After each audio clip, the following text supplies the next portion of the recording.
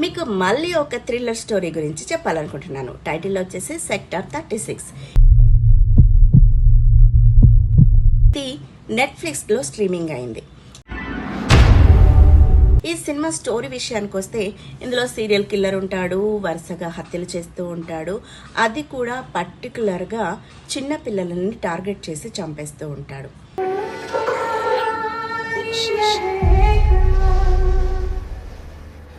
आपको चॉकलेट पसंद है ना?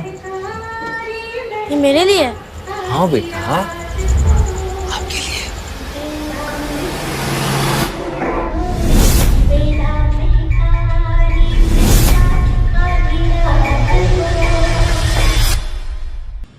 అది ఎందుకు చేస్తున్నాడు అనేది మాత్రమే ఎండింగ్లో రివీల్ అవుతుంది.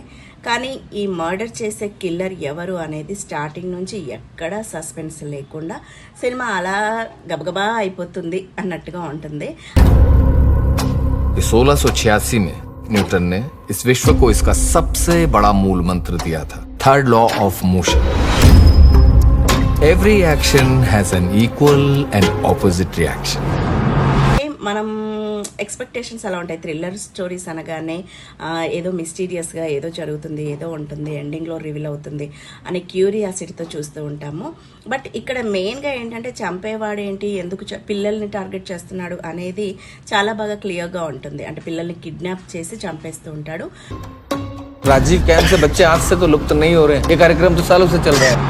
ఎందుకు చంపుతున్నాడు అనే ఒక్క రీజన్ని మాత్రం కాస్త ఎండింగ్ వరకు తీసుకొచ్చారు. సో గాయస్, అంటే అన్ని మూవీస్, థ్రిల్లర్ మూవీస్ ఇష్టపడే వాళ్ళు ఖచ్చితంగా ఈ మూవీ కూడా ఇష్టపడతారు. సో గాయస్, ఈ మూవీ కూడా చూసేయండి. वैसे आपके घर भी बेटी है क्या? क्या करेगा जान के? मेरी खुद की बेटी है 6 साल की, गांव में बड़ी चिंता होती है उसकी। जिसकी जाति है वही जानता है नहीं। ये तो कौन?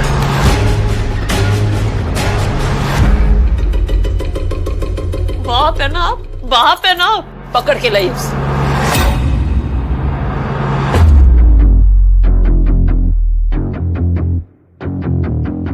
पूछो भाई, टाइम नहीं है। ये मिसिंग चिल्ड्रन केसेस को ड्रॉप कर दो।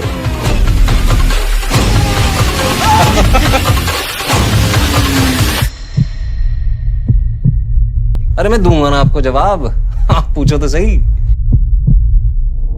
అలాగే మరిన్ని అప్డేట్స్ కోసం నా ఛానల్ని లైక్ చేయండి, షేర్ చేయండి, ఇంకా సబ్స్క్రైబ్ చేసుకోండి. సో ప్లీజ్ గాయ్స్, సబ్స్క్రైబ్ చేసుకోండి. నాకు కాస్త ఎంకరేజింగ్గా ఉంటుంది. నాకు అసలు వీడియోస్ చేస్తున్నాను కానీ వ్యూస్ ఎక్కువ రావట్లేదు, సబ్స్క్రైబ్ చేసుకోవట్లేదు ఎవరు అనేది ఒక బెంగ ఉంది.